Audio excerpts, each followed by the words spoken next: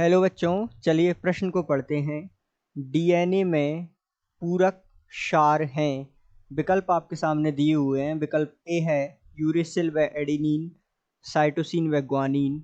विकल्प बी है एडेनिन व थाइमिन, ग्वानिन व साइटोसिन। विकल्प सी है एडेनिन व थाइमिन, ग्वानिन व यूरेसिल। और विकल्प डी है एडेनिन व ग्वानिन, थाइमिन व साइटोसिन। तो आइए हम जो है डीएनए में पूरक क्षार पता करते हैं। इसके लिए हम मुख्य अवधारणाओं को समझते हुए इस प्रश्न के हल तक पहुंचते हैं।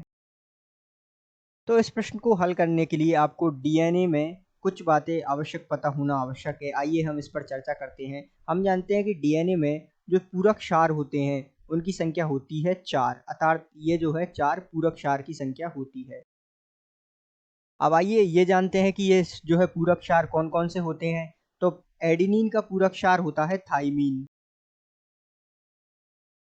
अर्थात ये जो है एक दूसरे के पूरक क्षार होते हैं। इसी प्रकार ग्वानिन का पूरक क्षार होता है साइटोसिन।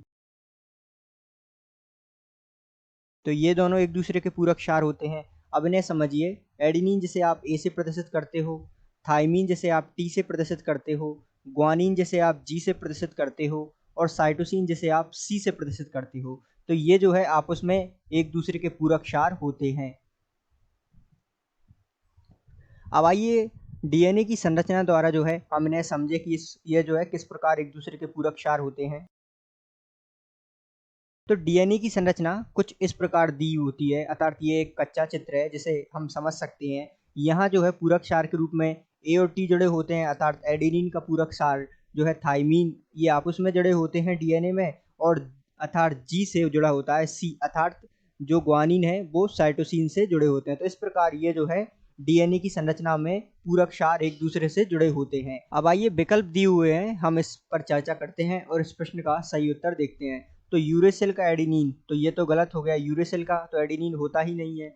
एडेनिन व थाइमिन अर्थात ए और टी, और ग्वानिन अर्थात जी, और साइटोसिन सी, तो ये जो है सही है, अर्थात डीएनए में ये पूरक क्षार होते हैं। एडेनिन व थाइमिन तो ये तो सही है, लेकिन ग्वानिन व यूरेसिल ये गलत हो गया, तो अर्थात ये विकल्प गलत हो गया। एडेनिन और ग्वानिन तो ये जो है गलत हो गया। एडेनिन का होता है थाइमिन, तो ये भी गलत हो गया। तो अर्थात विकल्प बी एडेनिन व थाइमिन और ग्वानिन व साइटोसिन जो है पूरक होते हैं एक दूसरे को, और ये जो है सही प्रश्न के उत्तर को प्रदर्शित कर रहा है। अतः दिए गए प्रश्न का सही उत्तर विकल्प बी है। आशा करते हैं आपको समझ आया होगा। धन्यवाद।